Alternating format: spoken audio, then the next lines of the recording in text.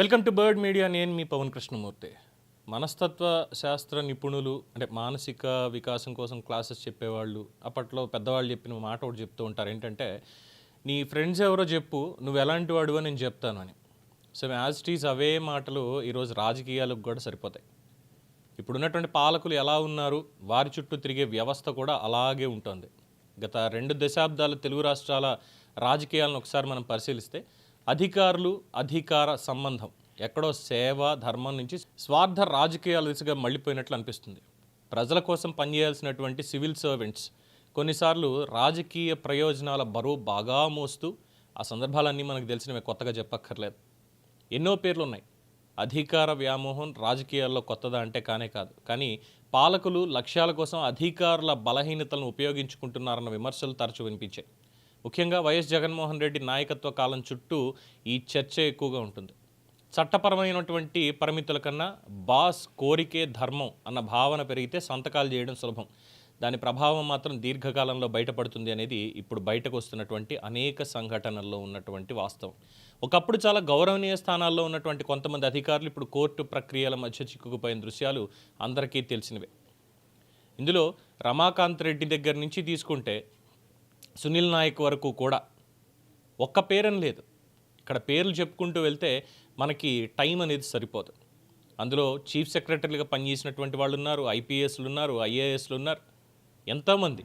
ముఖ్యంగా అజయ్ కల్లం రెడ్డి సివిల్ సర్వీస్లో దశాబ్దాల అనుభవంతో ఎదిగినటువంటి అజయ్ కల్లం రెడ్డి వాళ్ళ పరిస్థితి ఈరోజు ఎందుకు ఇంత చర్చించబడుతోంది అంటే, రిటైర్మెంట్ అయిపోయినా సరే ప్రశాంత జీవితం గడపాల్సినటువంటి టైంలో రాజకీయ నాయకులతో ఉన్నటువంటి అనుబంధాలు, వాళ్ళ కోసం చేసినటువంటి పనులు కొత్త వివాదాలకు దారితీస్తే ఇన్నాళ్లుగా సంపాదించుకున్నటువంటి పేరు ఒక్కసారిగా కూలిపోయింది.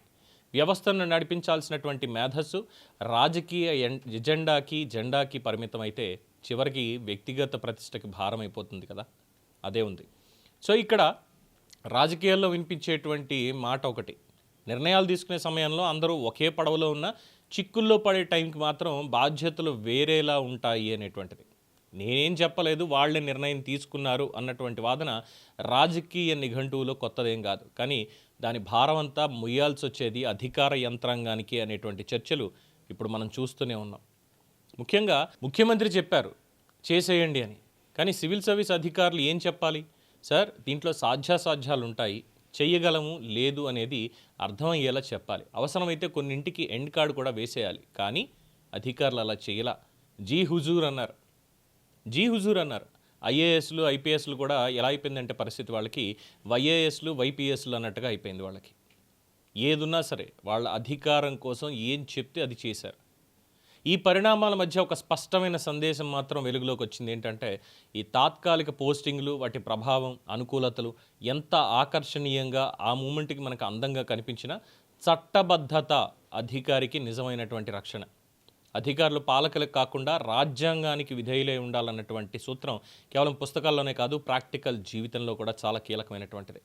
రాజకీయాలు మారతాయి, నాయకత్వాలు మారతాయి, కానీ చట్టం మాత్రం స్థిరం.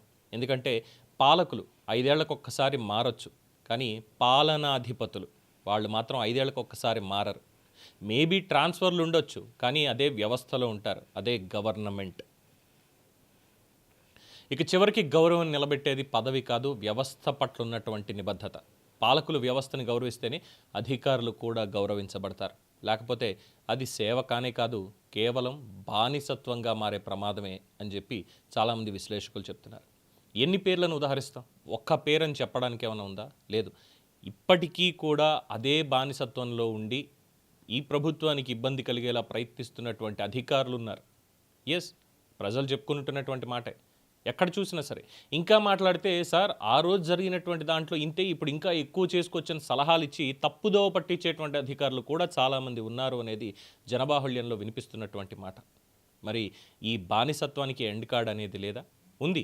అది వాళ్ళు మాత్రమే వేయాల్సినటువంటిది. ఎవరైతే పాలనాధిపతులు ఉన్నారో వాళ్ళు మాత్రమే. ఇక్కడ 5 ఏళ్లలో చేసినటువంటి పనులు, వచ్చినటువంటి స్కామ్లు, వీటన్నిటికీ జగన్మోహన్ రెడ్డి గారు సేఫ్.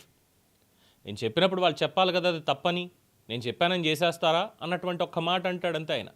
కానీ చేసినటువంటి దానికి జీవితాంతం శిక్ష అనుభవించాల్సింది వాళ్ళు మాత్రమే. దీని మీద మీ అభిప్రాయం తెలియచేయండి. చూస్తూనే ఉండండి the bird media. Thank you.